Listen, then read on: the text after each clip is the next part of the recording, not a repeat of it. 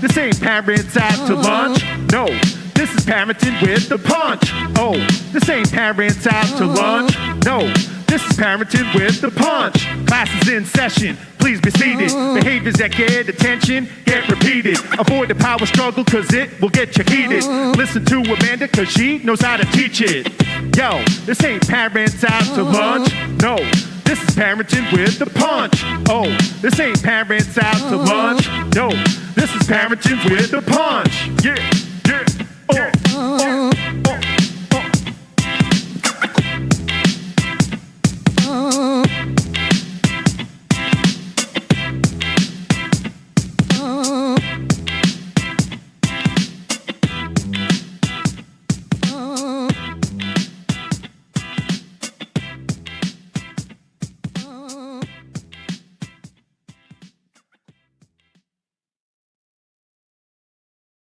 Hello and welcome to Parenting with a Punch show. I am your host, Amanda Houle. I have a special guest on with me today, Michael Ruza of Consulting out of Connecticut. I am super excited to have him on the show, early childhood specialist. I apologize, technical difficulties. You know, we always gotta love when the universe just puts things in our way and we gotta push through it. So let's please give a warm welcome to Michael. Hi. Hey. Talk all about early childhood and behavior and some of the things that we specialize in. So thanks for being open to having that convo. And let's start with letting our viewers know what it is that you do, your work in Connecticut.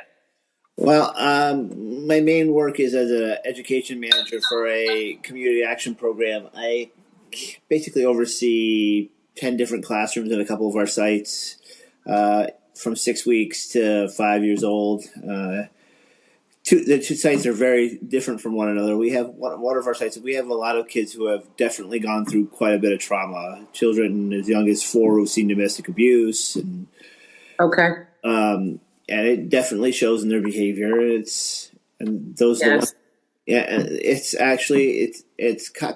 The ones who seem to have the most struggle to get through the day are the ones who actually need the support the most. But those are the ones that, you know, the average staff person has trouble seeing past the behaviors. Right. Which a lot of my work comes in is just kind of giving them the tools they need in order to give the children the tools they need. And it's some days are easier than others.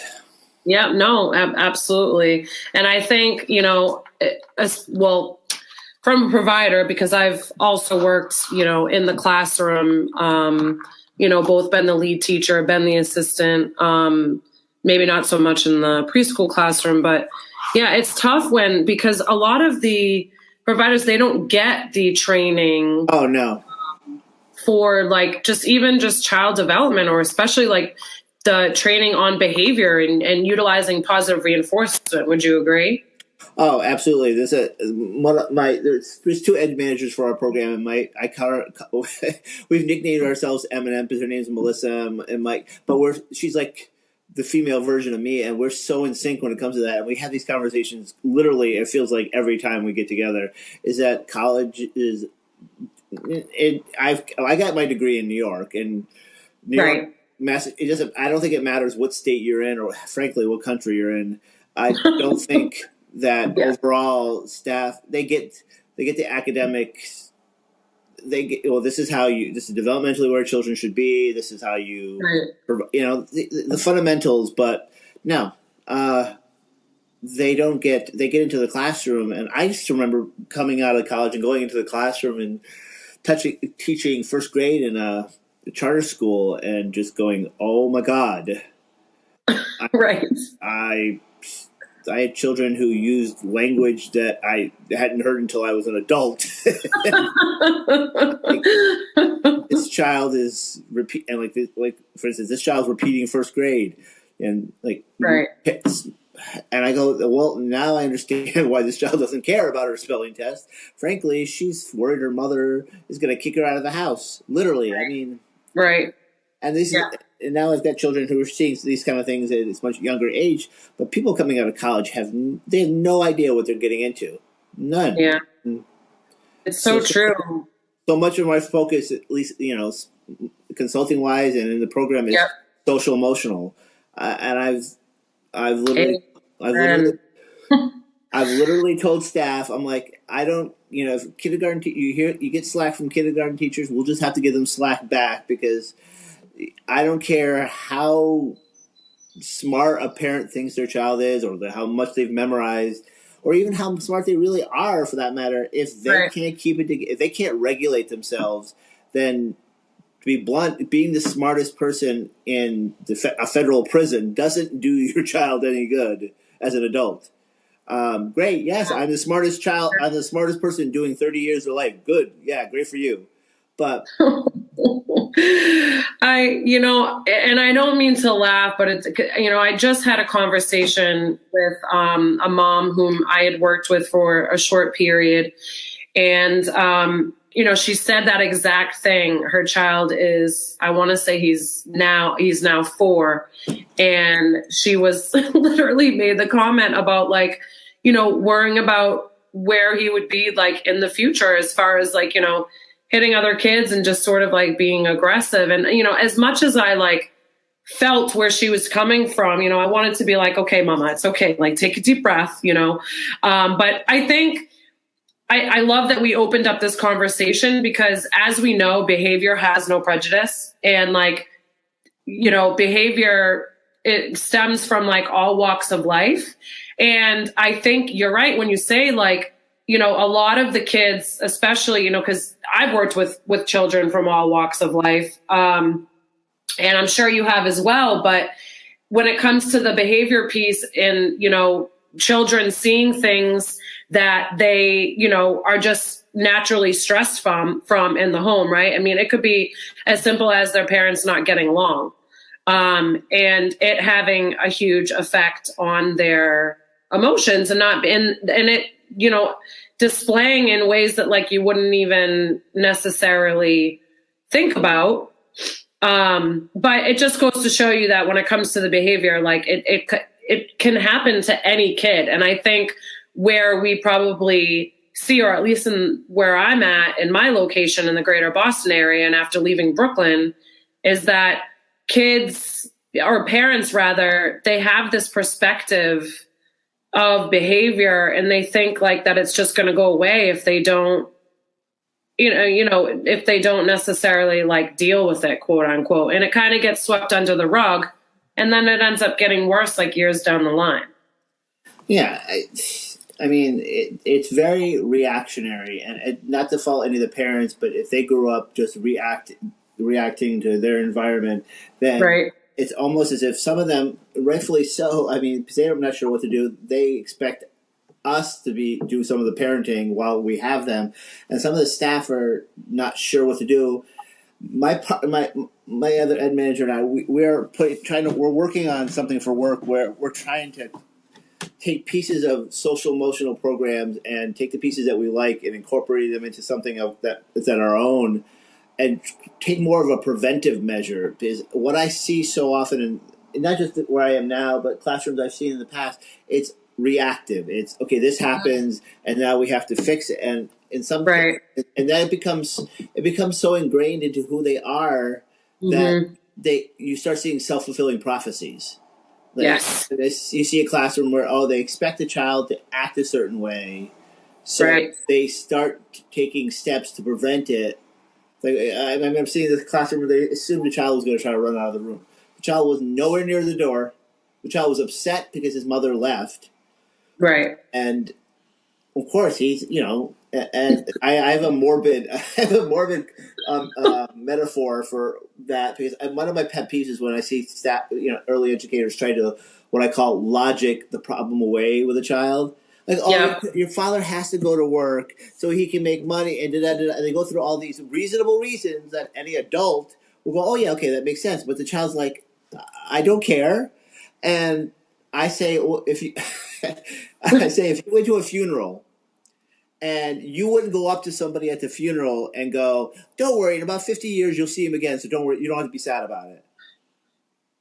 And people go, well, no, of course not. That's insensitive. To that child, when their father or mother leaves for 6 hours, 7 hours, 8 hours, whatever it is, that's a loss to them. They have lost their parent for a period of time. They don't have a concept of time. They've lost their parent. Right. Yeah. We want to go, okay, we'll just throw enough logic at you at 4 years old or 3 years old that you'll suddenly see the wisdom of our logic and not be upset anymore. I'm like, what universe does that work? Because let me know. You know, I wish there was just like a magic wand that we could. Oh, hi, Michelle. Nice to see you. You know, that we could just like click and they would automatically, you know, comprehend like our logic. And it is like, I do have to communicate this to a lot of families that I work with, that their level of reasoning and their comprehension is not anywhere close to where you think it is. And it's no fault to the parent. It's just the sense that, you know, if you don't really have much education on child development, then it's going to be really hard to sort of like comprehend that. Oh, that's why I have to tell staff, I'm like, when they get frustrated with parents not understanding something they're trying to convey, I'm like, you have to teach the parents because they don't know what they don't know. I mean, they're going to go with what instinctively seems to be they're going to go by habit. What's reactive? They're just going to, and when I hear staff, you know, and none of my staff do it, but I've heard staff in the past where I've had to correct, and I've come up with this saying of you have to remember, they're children, not short adults. Because what I've heard happen is, he should know better. I'm like, and I want to say, no, you're 34, 44, 54, whatever the case may be. Right. You know better. You've had the years of experience, the wisdom. You've gone through trials and tribulations. You know better. You've had it ingrained into you. You know what they don't. You've been on the planet 36 years. Let's say they've been on the planet barely 36 months. Right. You can't compare the two concepts, but they do. I know there's a disconnect, and it's trying to build that connection. Yeah. You know, we want children to learn empathy for one another, but it's almost as though I feel like there's plenty of educators, or adults, who need to learn empathy for the children, so that they start to look things from their perspective and go, well, they should know better. And go, wait a minute, why do I think they should know better?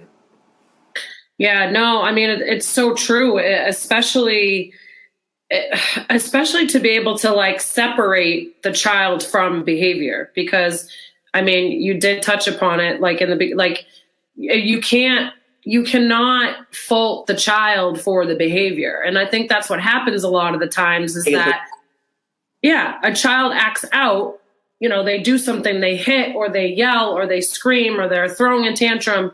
And it's like immediately the adult's reaction is to like stop crying or stop tantruming or, you know, and it's like, it's not like this is, if the child could help it, the child would not be doing it. And it's up to the adults to be able to give them those tools to be able to handle their emotional regulation in those moments of frustration.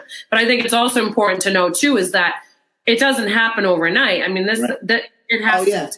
it's practice, you know, you have to be consistent and really carry it over into like all environments. No, I told a staff person a few months ago, I go, you're literally probably going to have to teach, and I gave her some examples of social emotional skills, probably literally 100 times before it becomes habit, before it becomes natural. And I'm like, I'm not exaggerating that number. I'm saying, I mean, it's probably going to be somewhere, like I want you to get just a general idea that it's going to be over and over and over and over and over again, and to the point where you're like, oh my God, you just, well, yeah, it's literally going to take that many times. And I love the comment a colleague of mine said her, she said, children don't wake up every morning going, I'm going to make, well, she used different wording, but I'm not going to make this teacher mad, this person mad, this mad. And it's not like they had this agenda going, I'm going to wake up, I'm going to go potty, I'm going to have breakfast, I'm going to really tick mommy off, and then I'm going to tick daddy off. And like, no. Yeah. No. They're wrestling with some emotions, especially, I mean, I've never seen domestic abuse myself as an adult. I can't imagine what that looks like from a 4-year-old's perspective. Right. How do you process that?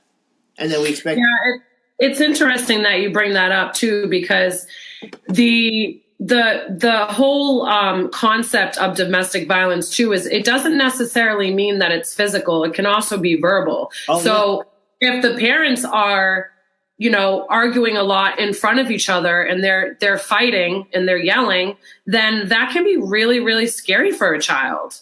Like you said, like, how does that, if they're like, 2, 3, I mean, even 5 or 6, right? A little bit older, they, think about how small they are compared to their parent. That can be really intimidating.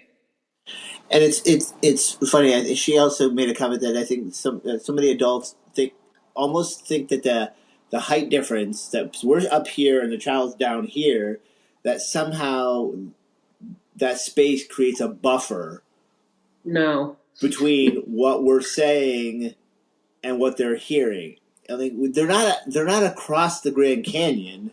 They're 2 or 3 feet down. They can hear us. Right. Just because we're talking up here at 5, 6 feet tall and they're down here at 2.5 doesn't mean that verbiage, whatever's being said, all those emotions aren't trickling down to the child. They still get it. They hear it. There's even children, again, as young as infants, they feel that in the air. I mean, if we can feel somebody, we can walk into a room and see a person and feel that there's tension in the air in a room. Right. Then kids feel it 10 times more. And they can't, they have more difficulty processing it. They can't go, okay, I know what's going on. Oh boy. They just, it makes it even more difficult. But it's just, I find it frustrating sometimes that we expect more out of children sometimes than we do as ourselves out of adults. Right.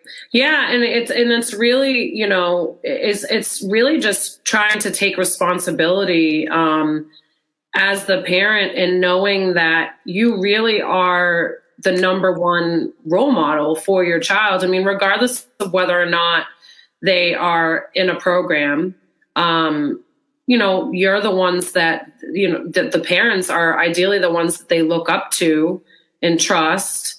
And feel the most comfortable with. So, when those feelings of frustration come on, from as the child, when it's not handled with, and I mean, this isn't to try and put down any parents at all, but when it isn't handled with maturity, right.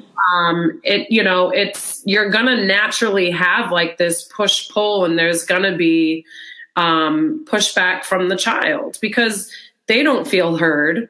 So they're going to get reactionary. And then you have this power struggle between the parent and child. And I'm sure you can also agree with me that a power struggle between a parent and child should and never happen. Oh, yeah.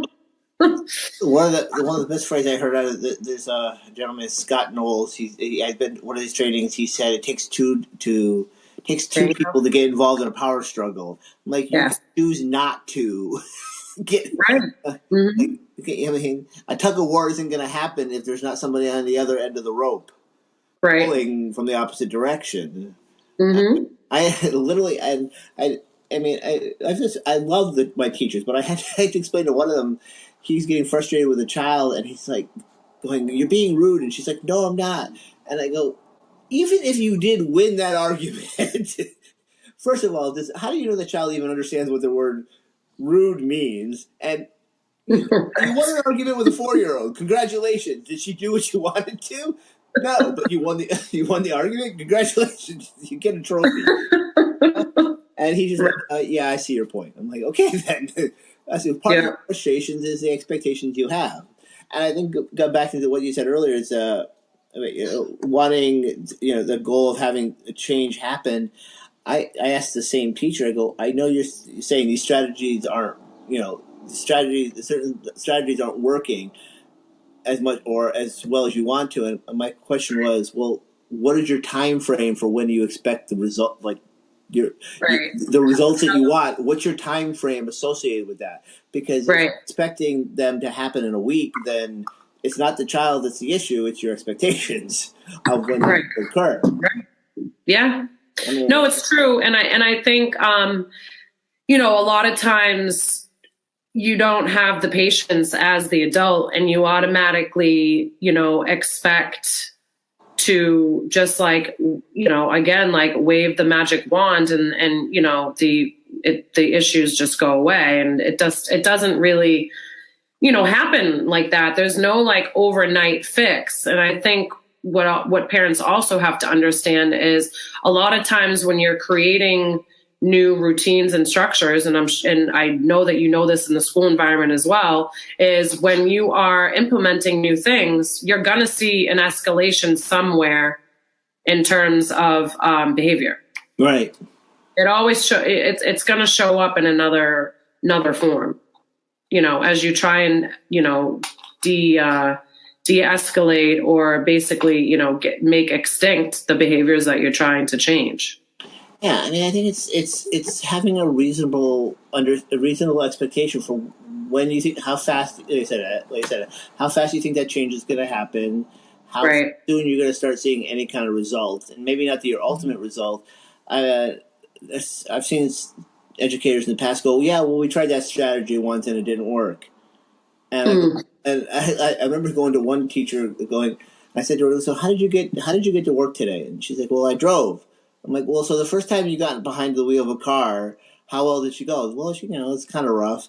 I'm like, did you suddenly go, forget this, I'm just going to take the bus for the rest of my life? No, motivate. Again, so it's back to what's your motivation. If you truly desire to make a change in a child, then you've got to realize that it's not going to happen by Tuesday. And, Right. Yeah. And 4 months down the road, and you have to be the two biggest things I tell people, my staff, and anyone I've worked with is consistency and repetition. You've got to be consistent, and you've got to repeat it over and over in time. And you've got. I'm starting to say you have to be persistent too, because if you don't persist with that repetition, and you're not consistent, then you're never going to get out of the cycle you want to get out of. Right. And yeah, I mean, you said the magic wand. I think people go to trainings, go to certain circumstances where people do presentations and such on challenging, and I don't like the word challenging behavior, but I don't know what other word to use for it most of the time. Right. What I usually do quotation marks. They go, what you consider what feels challenging to you is not necessarily challenging to me, and vice versa. But right. Yep. But when they go to workshops that talk about challenging behaviors, I feel like a lot of educators and parents want that, not the magic wand, but they want the magic pill. Like, Right. the one thing I do that will take care of the behavior? And there isn't. Like, there's no.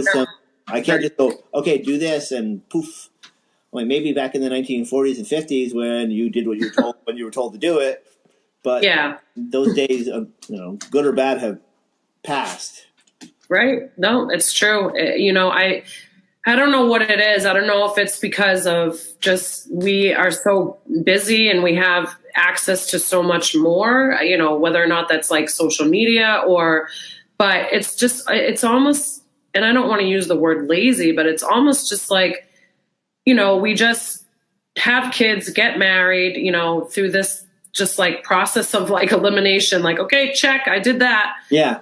And then you don't really comprehend, what it really takes to parent.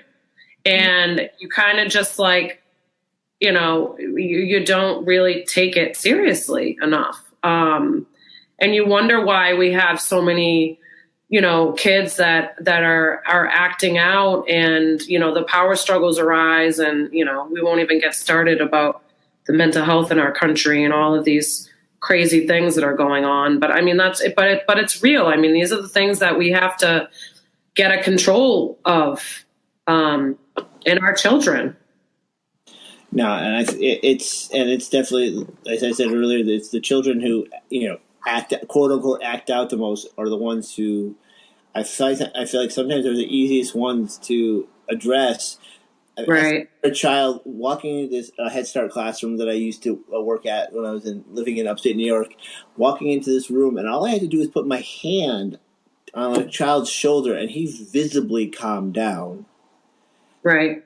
Some of these Yeah. children, their barometer, things are skyrocketing that they don't how to bring themselves back down. But it's so easy to go because of the chaos at home. It's so easy for them to go, for their emotions and their anxiety to spike. But coming back down is almost next to impossible, especially when you have an adult going, "Why are you doing this? Why are you doing this? Why are you doing this?" Right.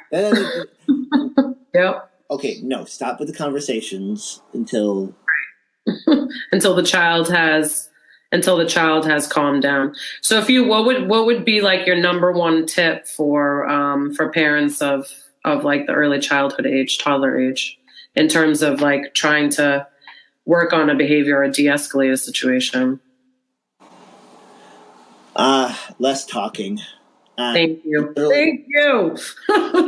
I literally, like I said, just like that one child. I have this one child who, again, he'll get so worked up, and I just go in there and I hug him. I hug a child. I will just hug children, and you'll see them visibly calm down. They might still cry for a few minutes, but I don't try. I joke because one of the things I do besides consulting and the other and is I teach for the Red Cross, and we have a babysitting class, and I actually have started taking points from the babysitting class and putting it into this training that we're making, because there's some basic concepts that I wish people were taught in college. Like, okay, what's the child's motivation for doing something? When you talk with a child, keep it simple. Legal consequences, natural consequences. Just. And I like I saw this and I forget how the term goes, but time in and time out. I go when I tell kids when I'm teaching babysitting or anything else, I use time out in the sense of like a sporting event. You take a break from one another. I've done this with young children. Okay, you go over here for a minute. When you're calm and you're ready to talk to me, come on over, and then we'll talk. Or you need to take a break from this for a minute. Right. And it's not calling it a timeout, and you're saying like, go sit in the corner. You're in a timeout. Like, maybe you just need a timeout from this situation so you can take a breath. And I'll tell staff to do that too if they get frustrated. Say, use the bathroom.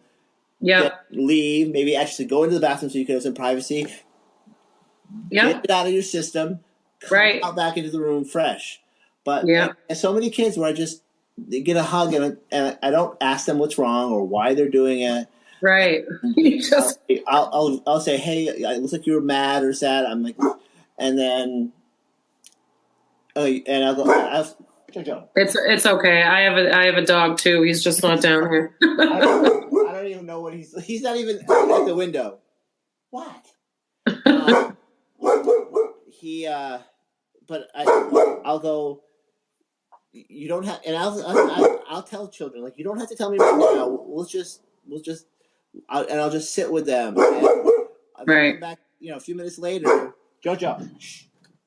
I don't even know what you're barking at. But like I said, and they'll come back. I've had children as young as 3 or 4 come back later and go, I was mad because of this, or without you having to ask. And I want to talk about it now. They're like, yeah, what was wrong? And then they'll go, so and so did this. I'm like, okay, well I can help you with that. And I like to make sure that some of the staff are watching me, so they can see it done. Going, you don't have to go over and, I mean, when your emotions are that flooded, you can't think of anything else. I mean, your brain goes into a different mode. Yes. Adults, that happens to us. Yes, it does. And I'll go. We need to let them calm down and then talk to them. Mm-hmm. Because even the ones that you find the most challenging, I can get them to talk to me once their emotions have come down several octaves, and they're so flooded with emotions that they can't think straight. Because so often they don't. In that moment, they can't even articulate what's wrong. So even if they wanted to tell you, they just don't know how to get it out. Right. And that my thing is to do less talking and more. I don't know. It might sound more hugging. I mean, I don't know if it sounds odd coming from a guy or not. I mean, no, absolutely no. It's true. That's what these kids need. I mean, they're babies. They don't. I just had this conversation with a client, I think today actually, about they don't, like you said earlier too. They don't wake up to try and like get back at like their parents. They want to see their parents happy, because when their parents are happy, they're happy. Right. And that's just natural, like that's just the natural order of things. That's how they, the children are naturally happy. And so many children, even the ones that people find the most challenging, I firmly believe want a connection with someone. Yes. So many parents I've seen that walk in and you see the kids holding their cell phone and watching a video, or the parents are talking on the phone while they're walking out. I mean, we had a parent the other day who was walking out of the building, and the child, I forget how old it was, goes, bye-bye, or thank you, or says thank you to something. And the mother's like, why did you say thank you? And she was talking on her cell phone. I'm like, the 3-year-old or the 5-year-old, whatever it was, they recognized something that somebody did that was nice for them. The parent wasn't paying attention, and they got frustrated for a second going, why are you saying that? I'm like, well, maybe if you were paying attention and interacting with your child because you hadn't seen them all day, you would have caught onto the pleasant exchange that was happening between your child and another adult. Oh, man. You and your child. Bless these parents and all these little baby souls. Seriously. Yeah. So less talking for all of my parents that are tuning in to today's episode.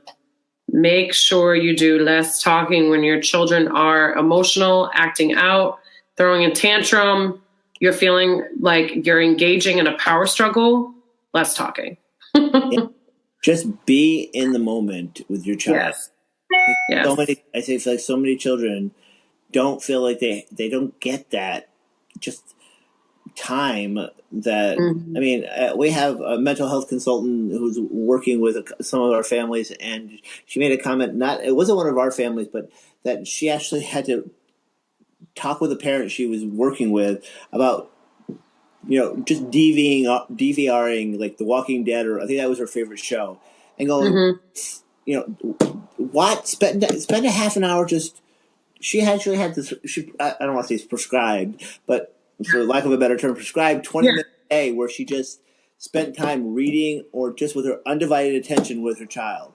Yeah. To the point where some families, we have to go spend a half an hour every day, not doing anything else, just focus on your child.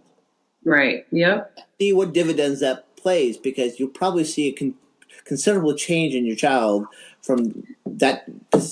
They may not be getting that.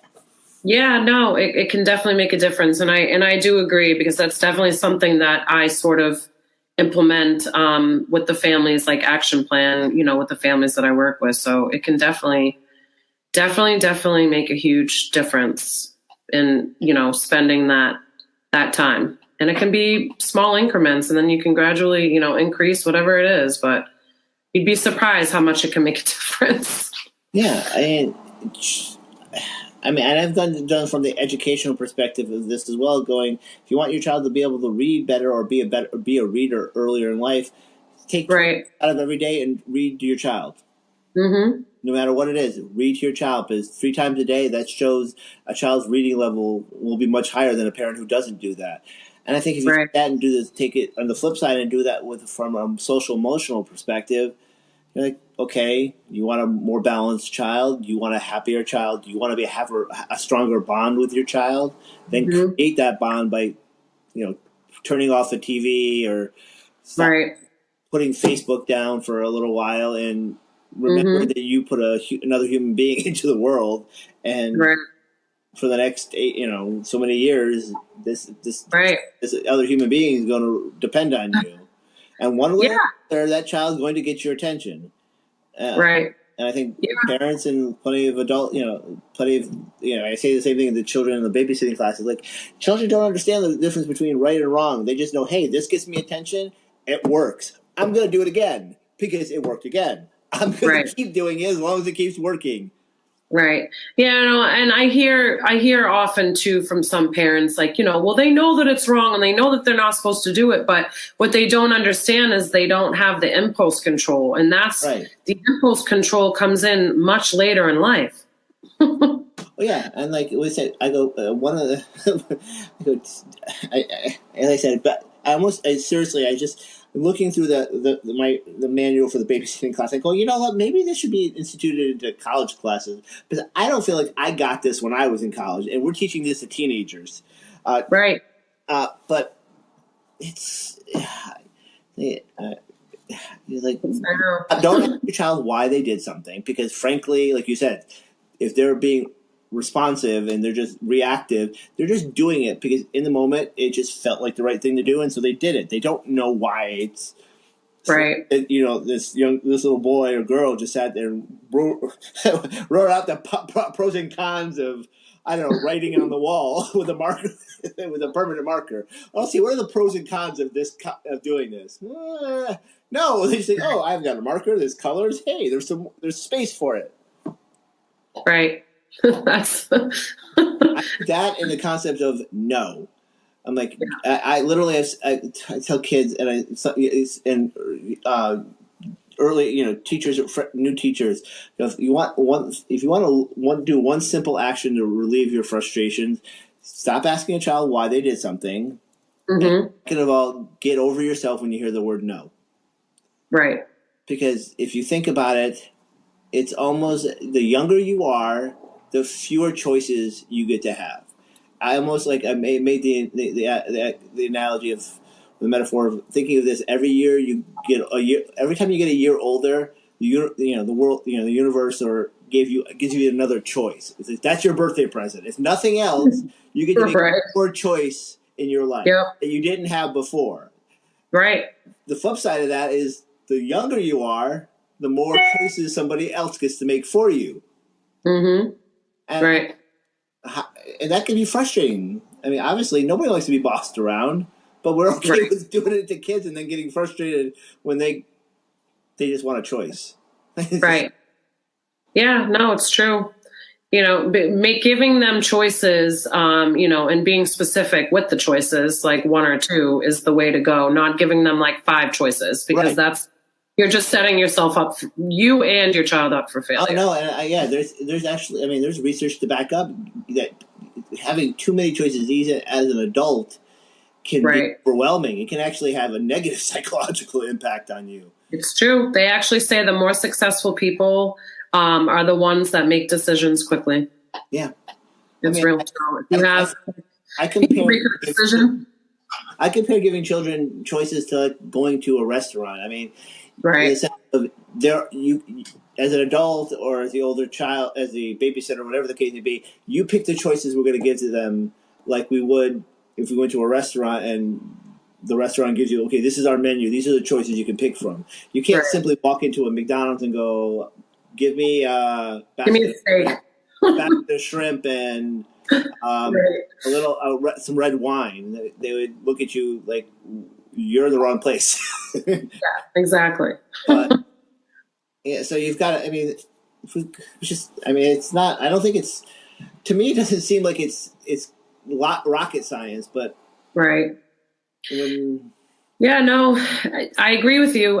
But unfortunately, I think because there's so much judgment in parenting, that a lot of parents feel that they are, I don't know, it's like reaching out for help, that there's like this, that they're a bad parent, right? So it's just, we need to like break the stigma of asking for support when our children are, having a hard time. And that even goes for, 2-year-olds. Yeah.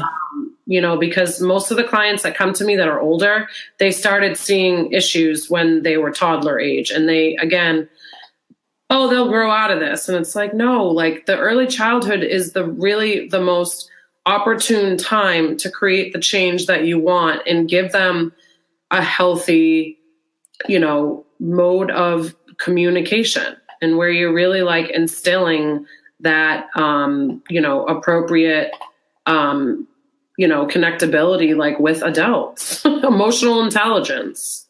Yeah, there's definitely, I remember first hearing the concept of emotional intelligence, and as the years have gone on, I more and more firmly believe in the adage that, or the the perspective that emotional intelligence is far more important than IQ. I mean, it just Academics, yeah, I agree. with everything going on in our society as a whole. I mean, Yeah, you've got to have that. If you can't, like I said, you can be the smartest person on the planet, but if you can't emotionally process, having getting into an emotional coma or an anxiety tactic,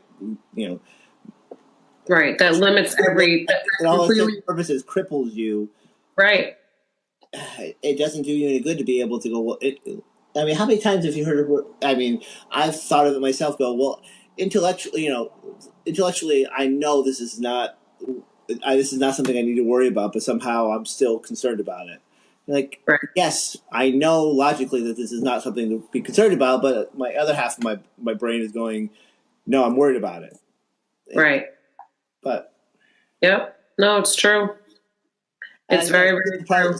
I think some of the issues that, and not to make laugh of it, but it's just I think of my niece as that some of the things she did when she was, that toddler age, that were when she said something was cute and funny, like, oh, but then it loses its novelty, and when the child's doing it later, 3 and 4 and 5 and 6 and 7, it's not so cute anymore, and they just want the child to stop doing that behavior. Well, you've reinforced it because you thought it was cute and normal when they were younger. Now it's become a habit, and you're frustrated. But just because you don't want them to do it anymore doesn't mean that they automatically going to stop doing it because, well, hey, but you liked it before. Right. Yeah, no, it's true. I agree. This is Behavior 101. So I really hope that our viewers that tune in to either catch the replay here or the audio, which will be uploaded this evening, that they really take away some jewels and really know that they're not alone, and reaching out for that support actually makes them stronger. And there's nothing wrong with it, because the kids need their parents to be supportive, and if that means hiring a professional that knows what they're doing, then that's what you need to do.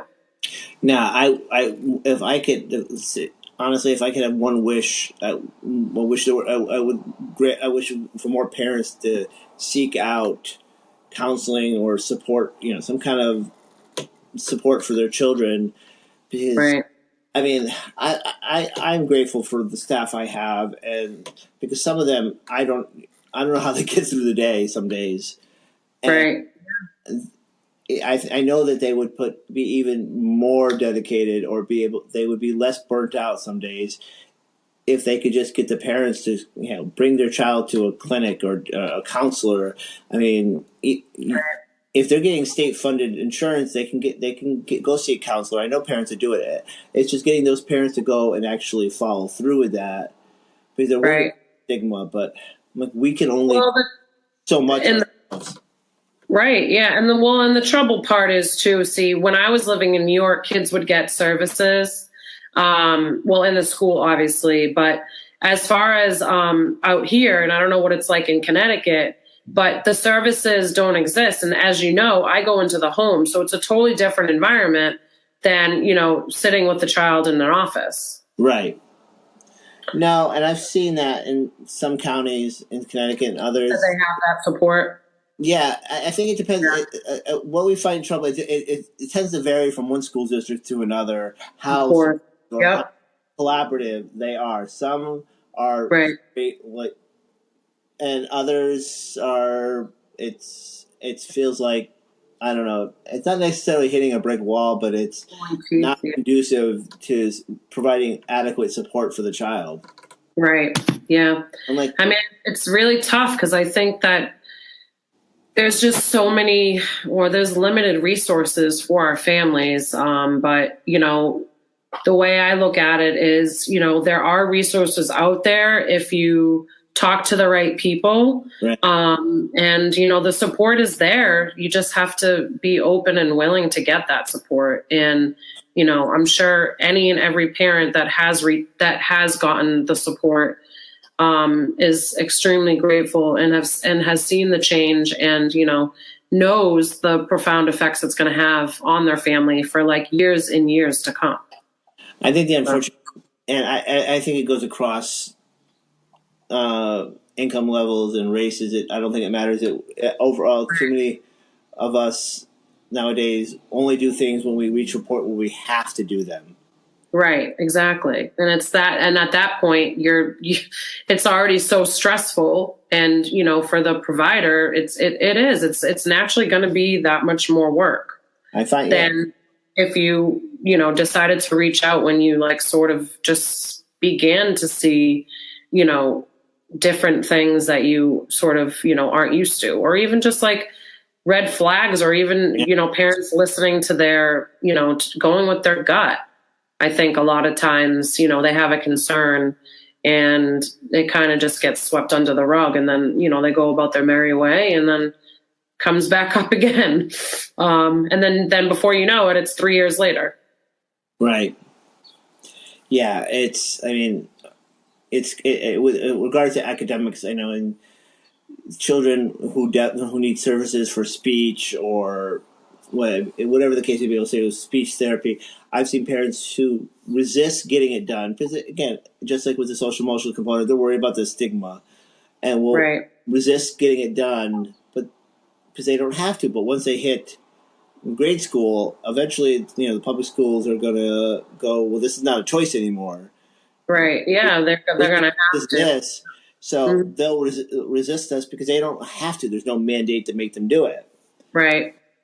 So if they're not open to it, or they're feeling concerned, and when it comes to the academic piece, I try to stress to parents, think of it as not counseling, as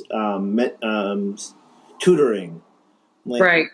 Your child just needs help in this area. It doesn't mean your child isn't good at this. They just need some tutoring. I mean, if your child was in college and they had a math tutor, no one would think anything of it. It's just exactly. It's the same thing. But I think it's even harder with the social emotional piece, the mental health piece, because they're worried even more so about that stigma. Right. And I'm not sure. I think it depends on the parent how to get past that wall.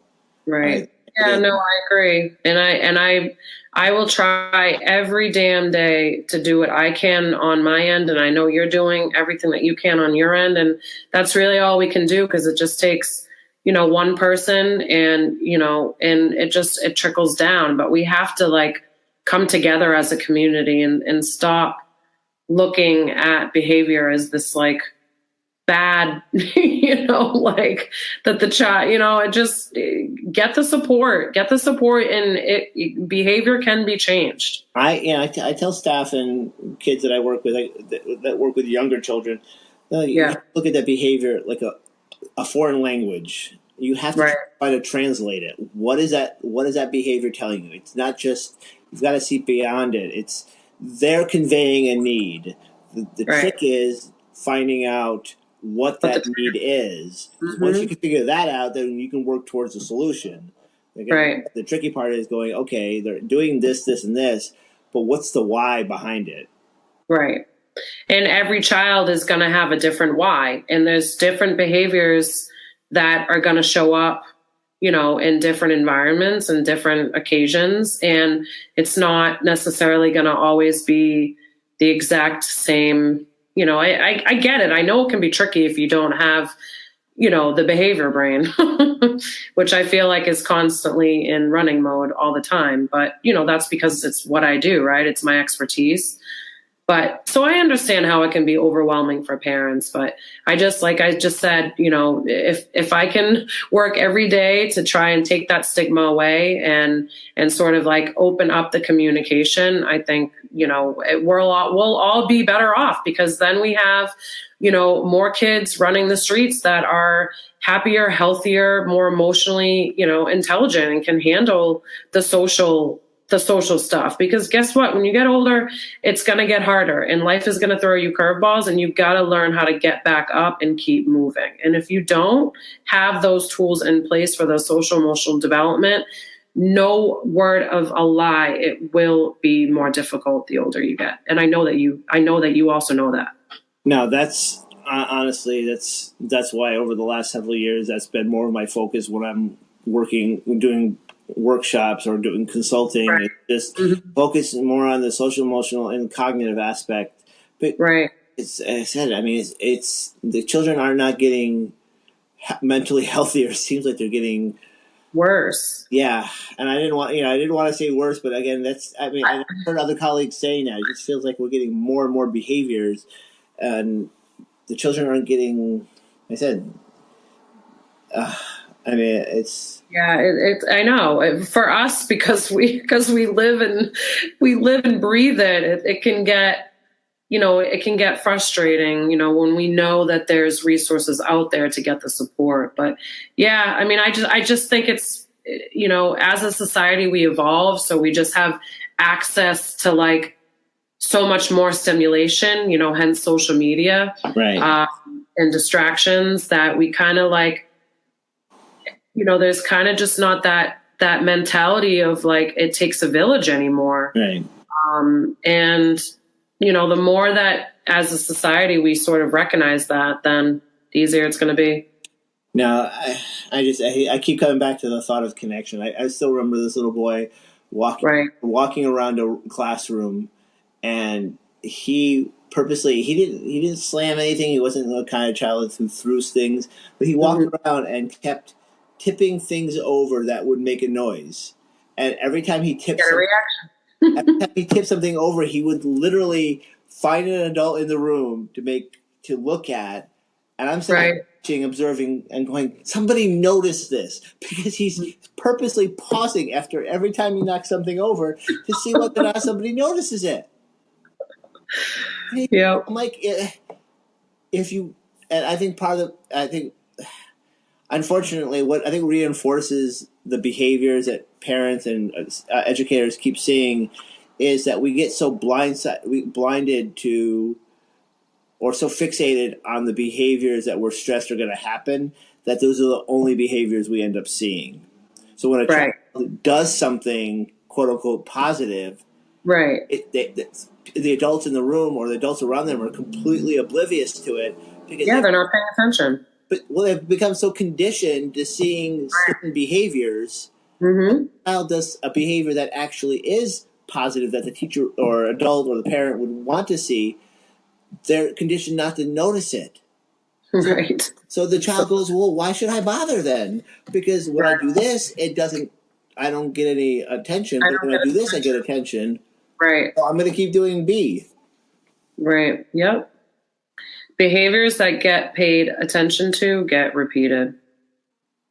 100. Yeah, I mean, it's a reward system in a sense. Right. Yeah. It's not that they're getting a sticker for pushing another child or breaking something, but it's still getting what they desired. It's still meeting their needs. So why not keep doing it? How can you fault that logic? Right. Yeah, no, it's true. It's definitely true.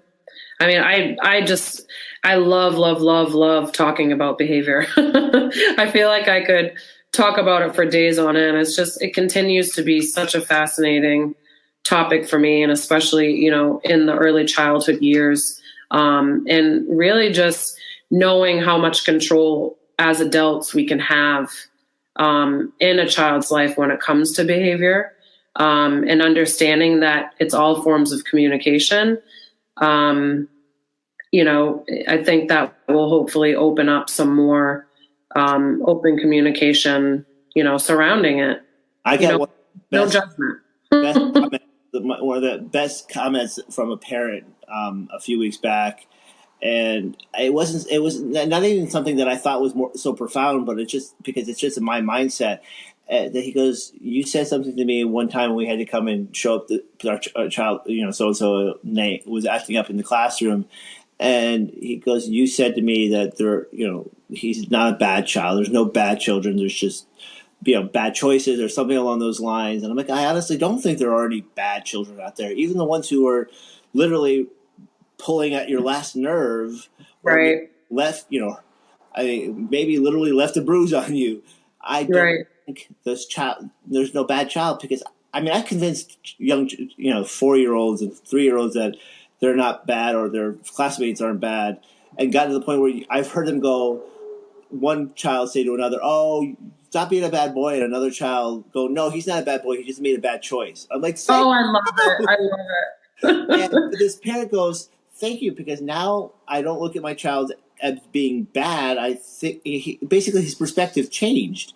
And I'm like, Right. yes, because if a child may not understand the word bad or what that perception means, but they know how it feels. Mm-hmm. And if a child is convinced that they're bad, then no matter what kind of punishment or discipline, and I'm almost to the point where I don't even like the concept of positive discipline, because not because of the concept inherently, but too often I feel like the word discipline is disguised as a polite way of saying punishment, but people don't say punishment. They go, oh, it's discipline. But we all Right. know they're really punishing the child. They're just calling it discipline. And they don't, I'm like, no, you know, It can get tricky. dog poop on the ground, no matter how nice it smells, it's still dog poop. So you can call it something else, but we all know that what you're really doing, even if you don't realize it. Right. And as I said, for God, probably a good 10 or 15 years now, and I've been in the early childhood field for God over 20, and I stopped thinking. Not that I ever called a child bad, but I started actively saying, I don't want to, telling staff that I work with, I'm like, don't say the word bad. Parents, I'm like, your child's not bad. They just made a choice that you don't like, but Right. teach them what to do, or give them the resources, or what resources are they missing, what skills are they missing, and then if we want them to do this certain thing, then we need to give them the skills to be able to do that and not be convinced that they're bad, they're doing it on purpose, or Right. that child's going to be like, psh,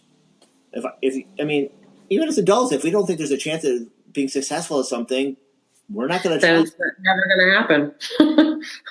So It's true. Even more so with a child. The child, well, frankly, if the adults think I'm that bad off or don't care, then why put the effort in? And how do you fault that logic?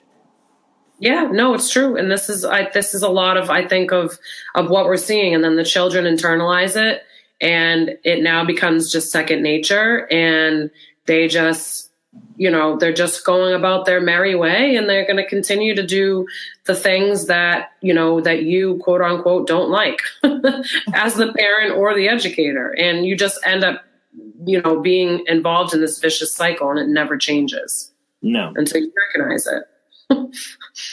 That different ways need to be implemented in order to actually see the change. That's why I push my staff to reflect, and when they're asking me for support, I have lots of questions. I had one staff the other day go, "Why is it whenever I ask you about something, you throw a question at me?" I'm like, because I want you to critically think about what you're coming to me with support for, so that way you can process this on your own, and then like you said, the cycle doesn't keep going. Right. Giving you the answer. They can figure out think through what you're asking me about. And right. Critically think about why this is happening, reflect on it, so that way hopefully your mindset opens up and you actually go, oh, okay, wait a minute, I see this pattern now. Right. Yep.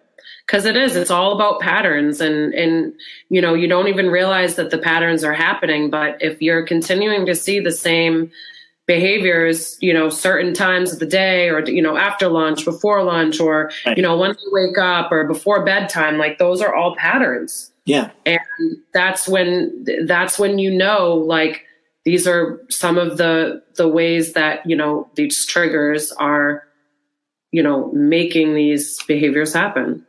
So it's important to pay attention to those for sure. Yeah, I think that as adults, we have to be more patient with the children in our lives, because otherwise we're not going to put enough time and effort into making the change that we're hoping will happen. And it's like we want everything 5 minutes ago or now, and no, I'm like, it doesn't work that way. Your child is not on the same timetable as you are. Exactly. They're not even on a timetable. But right. You going, well, that's going to happen. This has got to happen in 5 minutes. That's not to demean children, but that's like telling your cat or dog, okay, in 5 minutes we're going for a walk. It doesn't. It It doesn't have the impact that it does for you. Right. And that's something that's we have to remind ourselves of.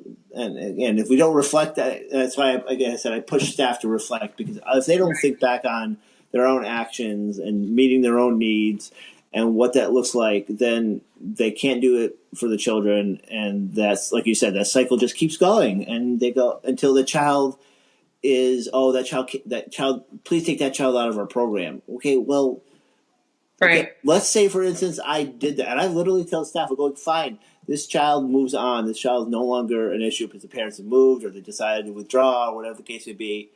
But what happens when the next insert child's name here comes into your classroom? It may not be the original, let's say Robert, but what happens when the next Robert comes in? And if that child moves on and finally, you don't have to deal with that Robert anymore. But then there's another, or it's a Roberta this time.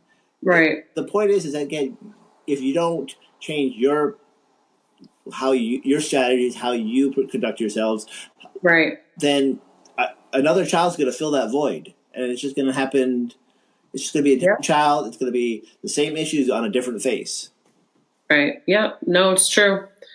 So, the parents just really need to be open-minded and willing to, to put forth the effort in creating the change, because it's a dual effort. You can't just expect the child to change without the parent recognizing the work that they need to put in. And it's so rewarding when you do get a parent. Like I have one now who definitely has those honest conversations with us and put forth the effort, has done the follow through at home, and the child has made a huge turnaround. This was a child where he would walk into a classroom and you're like, that the staff went, oh, I was hoping he was going to be absent today.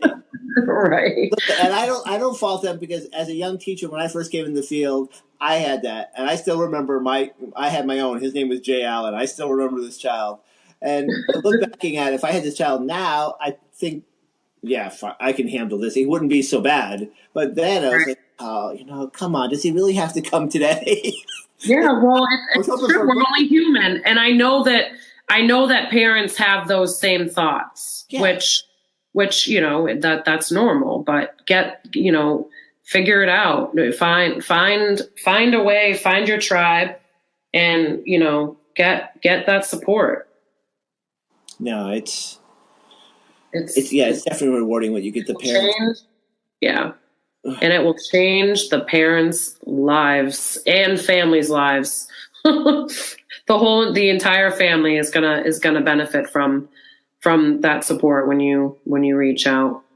So thank you so much for having this conversation about behavior and early childhood today. It's been so fun. No. Anytime. Really, yeah, definitely. And I look forward to hopefully maybe collaborating in the future. And, it's always great to have guests on the show that speak my language. I still remember I was thinking about it, reflecting about how we first connected on LinkedIn a couple of years or 2-3 years ago. And you gave us, I utilized your advice. You gave it. I'm like, well, I get free advice. Thank you. And I'm like, thank you. I appreciate that, and for sharing that on the show as well. So no, it was. Awesome. That makes me feel good knowing that it worked. No, very sound advice, and I'm like, I remember making that connection, going, this is really meaningful, not just because it's somebody who's actually who's providing a resource that is going, hey, I just want to help. Not I'm trying to sell you something, or for a fee I can help you. You just gave honest advice and go, here, this is what it wasn't okay, but if you want additional help, here's, you didn't plug anything. Right. That genuine help, it's not something, it's not something everybody gives. And I like that, I know it's, and I just before we sign off, I told a staff person today that I appreciated her, and because she went to a college that wasn't accredited, and she really wanted to be promoted, and somebody else who is going to have the credentials sooner, who technically is below her in title, has the potential of getting a promotion above her. And I thanked her today for being so gracious about it. She's like, well, not a big deal. She goes, it's, I didn't realize this college wasn't accredited, this, that, or the other thing. And I'm like, yo, but you don't understand. Not every adult or every person will have that sense of perspective, that open-mindedness, that ability to look at things from a mature perspective. There are plenty of people out there who went, this is not fair, da, da, da, and will not take responsibility for their actions. Right. It's true. And those are the ones who will stay in that cycle, or probably, hopefully, we can get to those children who don't, so they don't turn into adults like that. Exactly. Yep. And that is our mission. That is the mission. To reach the children when they are young. No, because once they get into adults, it's. I still remember reading an article. I keep bringing it up every so often, and I have to search for it again. But it was this guy, this person who's doing a job coaching class for adults, and his biggest frustration was like the lack of self-regulation, and he just made this list of skills that all had a social emotional aspect to them. And he's like, these are skills that children should have learned. They should have learned as children. So I can't teach them to hold down a job if they can't do this, this, and this. And I'm like, that's what I tell staff repeatedly. We need to get to them and teach those skills, so when they get to that point, they can be a successful part of society. It's true, though, and that's really what we have to conceptualize in the work of early childhood, is teaching these skills early on is really mastering these skills for adulthood, for like living in the real world. Right. And the more that we recognize the huge importance of that, then maybe we'll begin to sort of decrease some of the stigma that we have surrounding, child behavior, and not looking at it from like such a negative standpoint. Yeah, if we could just have a few more healthy adults walking around in the next 10 or 15, 20 years, I'll be happy. Yes, I agree. Less occurrence on the news. Yes. Yep. And, we're part of that mission and helping create those happy, healthy, thriving families. And there isn't a day that doesn't go by that I constantly think about that and know how much it's needed. We're raising future leaders of the world, and that's important. And it starts in early childhood. Well, before we go, I want to say I truly do value having a partnership with you, because having somebody, those who go into the home and help the parents reinforce what we're trying to reinforce with them when they're with us, is an invaluable resource, because they're not, so many parents, I don't want to say won't do it on their own, but don't have the persistence or the I mean, it's like a diet. They don't have the strength to do it on their own, and then that coach with them. So having like you in the home is an incredible resource. Thank you. I appreciate that. I'm sure my families can agree. I hope. Well, they should, because that's definitely like, I don't know, it's almost like taking a personal trainer home with you from the gym. Having somebody who's there helping reinforce that, because if they don't get that reinforcement, they may fall off, the proverbial wagon and fall back into habits and not see the change that they need to make happen if they don't get that support. Right. You can't follow them home. Yeah, seriously. I mean, I wish there were more hours in a day and more time I could spend with the teachers to give them the tools they needed. Right. I take so much home with me and keep in touch with my staff at home and do. Yeah. I mean, I always say this is a field that I may retire from a job, but I'll never retire from the profession. Right. Yeah. No, you're doing amazing things. I commend you and in that position that you're doing specifically, because our teachers need, especially the early childhood, they really, really need that expertise and to learn the tools and strategies to help these kids, because it's so important. And the same for your position is just as invaluable. With the more we have it in schools, and I did consulting when I was back in Brooklyn like 2 years ago. It's huge. It really makes a huge difference in these schools, and it's important. Yeah, kids definitely need it. Yeah. The parents as well. Yes. Well, thank you so much for coming on the show, and we will definitely connect again soon. So have a fabulous night. You too. Thank you again. All right. Bye. Bye. Well, thank you so much for tuning in to Parenting with a Punch show. It was such a pleasure having Michael on this evening. And please be sure to stay tuned. The sex series is starting this week. So be on the lookout for that. And as always, keep asking for more. Check out my Costa Rica couples retreat happening November 1st through the 7th of 2018. Early bird pricing ends this Saturday, June 9th. So make sure you grab your spot. There's only 8 couples allowed. Thanks again. Have a good night.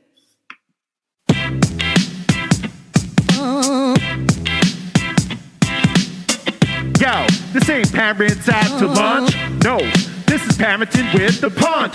Oh, this ain't parents out to lunch. No, this is parenting with the punch. Class is in session. Please be seated. Behaviors that get attention get repeated. Avoid the power struggle cause it will get you heated. Listen to Amanda cause she knows how to teach it. Yo, this ain't parents out to lunch. No, this is parenting with the punch. Oh, this ain't parents out to lunch. No, this is parenting with the punch. Yeah, yeah,